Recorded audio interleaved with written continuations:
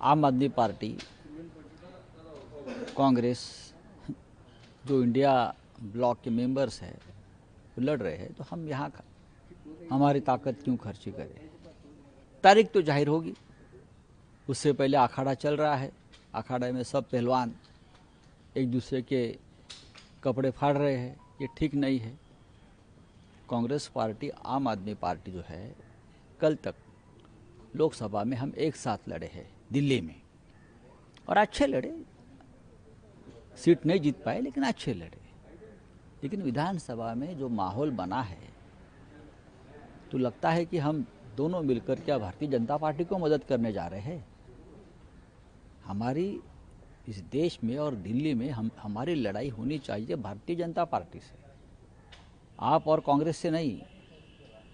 लेकिन जिस तरह से मैं देख रहा हूँ, कांग्रेस पार्टी हमारी और आम आदमी पार्टी में जो झगड़ा चल रहा है, इस लेवल पे चल रहा है, वो देश की जनता देख रही है।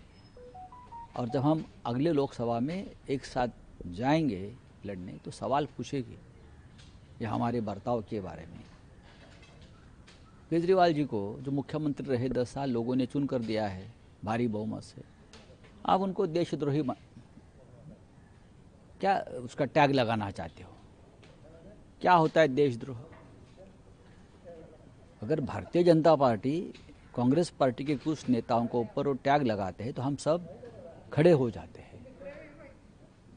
और कांग्रेस पार्टी अपने साथियों को इस प्रकार से अगर देशद्रोह का टैग लगाकर चुनाव प्रचार में जाती है, तो ये ठीक नहीं लगता।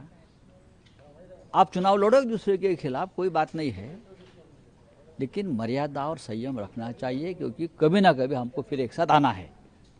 दूसरी तरफ ये तो ठीक है, अजीत पवार का तो ये स्वभाव है, वो शरद पवार साहब जैसे नहीं है कि आपने मुझे वोट दिया तो वो मेहरबानी किया। क्या पूरे महाराष्ट्र में यही चल रहा है, क्योंकि वोट लोगों ने दिया नहीं है, वोट ईवीएम से माध्यम से आया है उसको। ये ईवीएम की कलाकारी है जो अजीत पवार को वोट मिला है। दूसरे एक महाशय है बुल्ढाना में, वो कहते हैं वोटर्स को, क्या वेशा है, आपके वोट हमने खरीदे हैं, आप वेशा है। ये शिंदे गुट के एक आमदार एमएलए है संजय गायकवाड़, उसकी ये भाषा है। कोई वोटर्स को वेशा कहता है, कोई किसी को गुलाम कहता है, कोई और क्या कहता है। यह आज की महाराष्ट्र की स्थिति है। लेकिन सीबीआई जल्द ही मनीष सिसोदिया पर रेड करने वाली है, कई दावे उन्होंने किए हैं उसमें। देखिए, अगर अरविंद जी के पास एक खबर है तो उनके पास खबर पक्की होती है, हमें मालूम है, और बीजेपी किसी भी हद तक जा सकती है।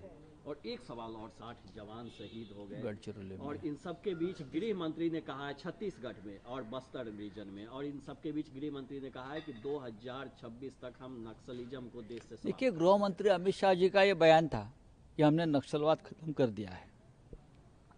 बीच में ही दिल्ली में सभी गृह मंत्रियों की मीटिंग हो रही थी, तो गृह मंत्री ने कहा था कि नक्सलवाद खत्म कर दिया, लेकिन खत्म नहीं हुआ है।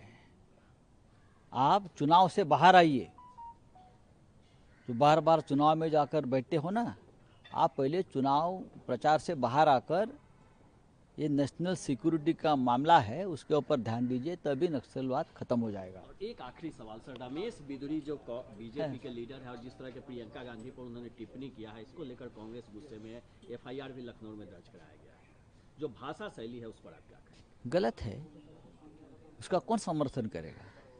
चाहे चुनाव हो या न हो, प्रियंका जी के खिलाफ इस प्रकार का भाषा का इस्तेमाल देश कभी सहन नहीं करेगा।